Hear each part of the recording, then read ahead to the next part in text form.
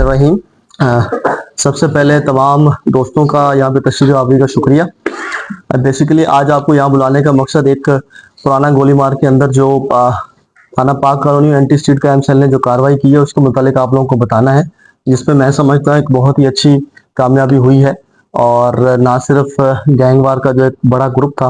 बल्कि वो उसके तमाम जितने भी कारिंदे थे वो पकड़े गए हैं। तो इससे मैं समझता हूँ पुराना गोलीमार में जो मंशियात के हवाले से शिकायत या शूटिंग के हवाले से, फायरिंग के हवाले से, एक्सटॉर्शन के हवाले से जो शिकायतें थी पहले, उसको कवर करने में काफ़ी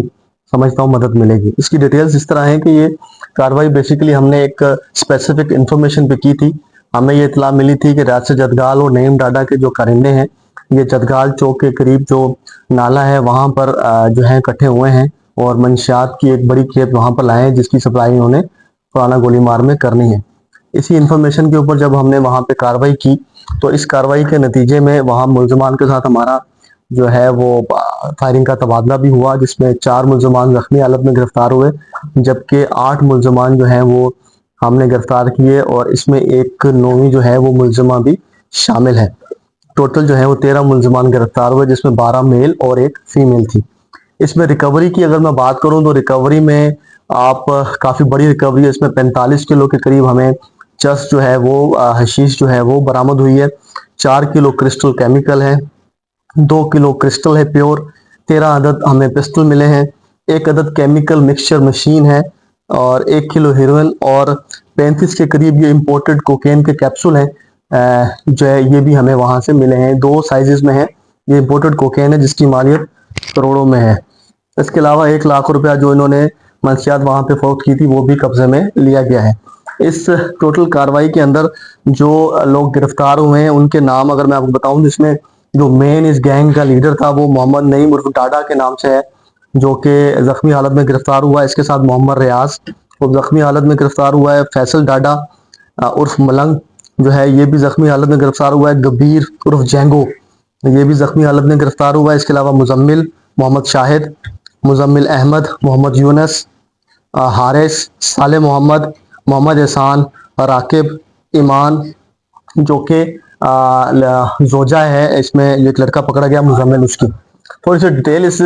गैंग वार के ग्रुप के बारे में आपको बताऊं तो बेसिकली पुराना गोलीमार में ये रियासत जदगाल और नईम डाडा का ग्रुप है और लियारी गैंग वार में जैन जो कमांडर था और वसीम बंगाली जिसको पुलिस मुकाबले में हमने पिछले साल में जब उनको जहन्नुम में साल किया था तो उसके बाद ये गैंग वार का जो ग्रुप था ये बिल्कुल लावारिस था। तो उस वक्त इसको काशिफ सिंधी और नईम डाडा ने जो है इनको सपोर्ट किया और इसको चलाना शुरू किया था इस ग्रुप को, जब जैन और वसीम बंगाली मारे गए थे। इसमें बेसिकली यासिर जो था वो इनका मेन हेड का लीडर था, जो जिसकी कमांड पे जो है वो नईम डाडा जो है और रियासत जदगाल काम करते थे। और रियासत जदगाल जो था उसने अभी रिसेंटली हमारे पास पाक कॉलोनी में 2 वाकयात ऐसे हुए थे जिसमें 2 लोग जख्मी हुए थे जिनके FIR 193/25 और 202/25 हमने अभी रजिस्टर की थी, जिसके अंदर हमें इनकी इंट्रोगेशन से मालूम हुआ है कि यासिर ने ही नईम डाडा को बताया था कि वो उन्होंने हुक्म दिया था कि जो शूटर साले है और एक नवीद कुपी, ये 2 शूटर थे जिन्होंने 2 लोगों को जख्मी किया था। एक अब्दुल गफार जो पिछले हफ्ते में जख्मी हुआ था जिसको टांगों पे गोलियां लगी थी, और इसके साथ एक इफ्तिखार था जिसको उससे 2 हफ्ते पहले गोलियां मारी गई थी। ये भी इसी ग्रुप के जो है वो कारिंदे थे जिन्होंने काम किया था, जिनको हमने गिरफ्तार किया है। इसमें एक चीज आपको बताता चलूं कि इस ग्रुप में हमारे पास कंप्लीट ग्रुप की हमने एक बायोग्राफ सा बनाया हुआ है जिसके अंदर तमाम जितने भी ग्रुप के लड़के हैं इनकी तस्वीरों के साथ इनके नाम और ये जो ग्रुप के अंदर जो इनका काम होता था मंशियात सप्लाई का या शूटिंग का या फिर इसके अलावा अपना डैन को जो है सिक्योरिटी प्रोवाइड करने का, तो हर किसी का रोल जो है वो इसके अंदर लिखा हुआ है, ये हम आपके साथ शेयर भी करेंगे।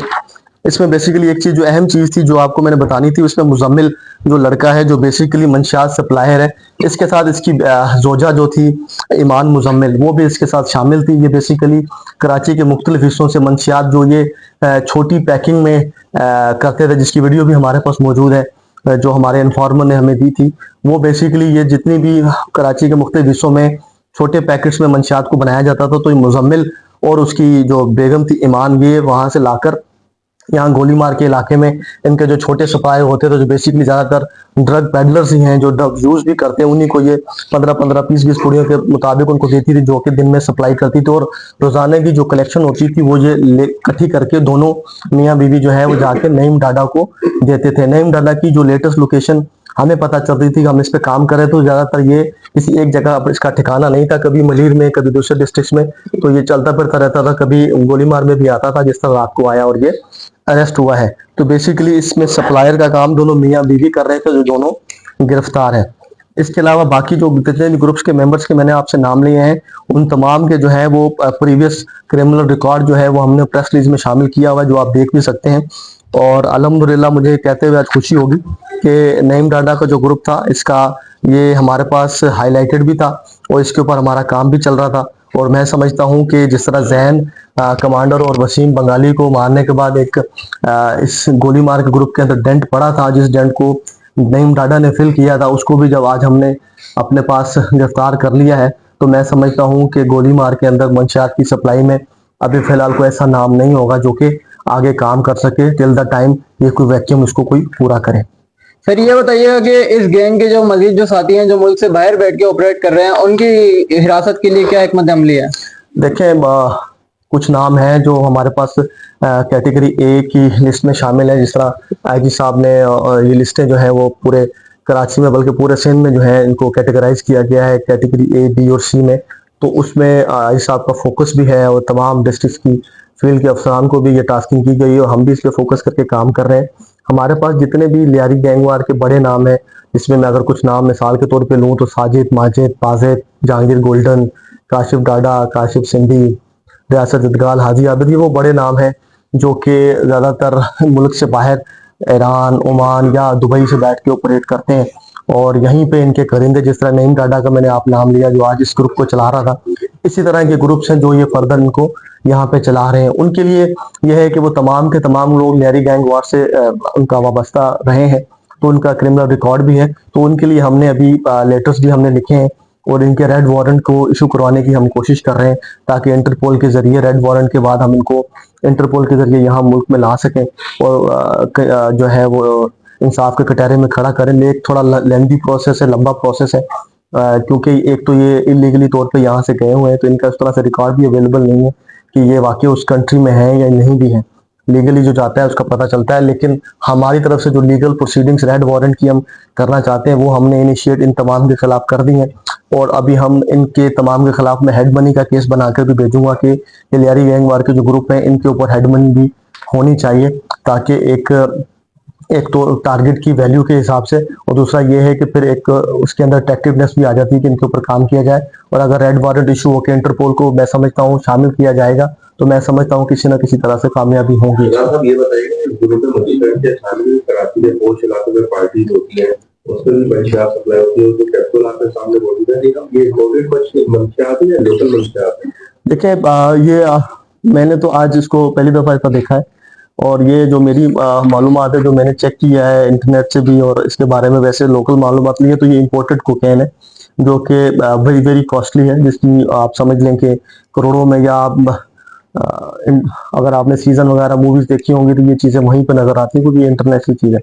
और यही चीजें जो है आगे फर्दर जो है ये इतनी महंगी है कि उसको आम ड्रग पेडलर वो सपोर्ट उसको या उसको जो है वो परचेज करने की उसमें इतनी ताकत नहीं है कि वो इसको कर सके। तो बेसिकली यही चीजें जो है कराची के मुख्तलिफ हिस्सों में जहाँ पे पार्टीज और इस तरह की चीजें होती हैं, तो वहीं पे यही चीजें सप्लाई होती हैं, क्योंकि इसका लेवल ऊंचा है, इम्पोर्टेड है, मालियत ज्यादा है। तो आम लोग जो पुराना गोली मार में है वो मैं नहीं समझता कि वो इसको जो है वो परचेज करने की इतनी ताकत रखते हैं। तो इम्पोर्टेड है और ये फिर जो है वो हाई फाई पार्टी और हाई फाई जो इलाके जहाँ पे चीजें होती हैं वहीं पर सप्लाई होती है।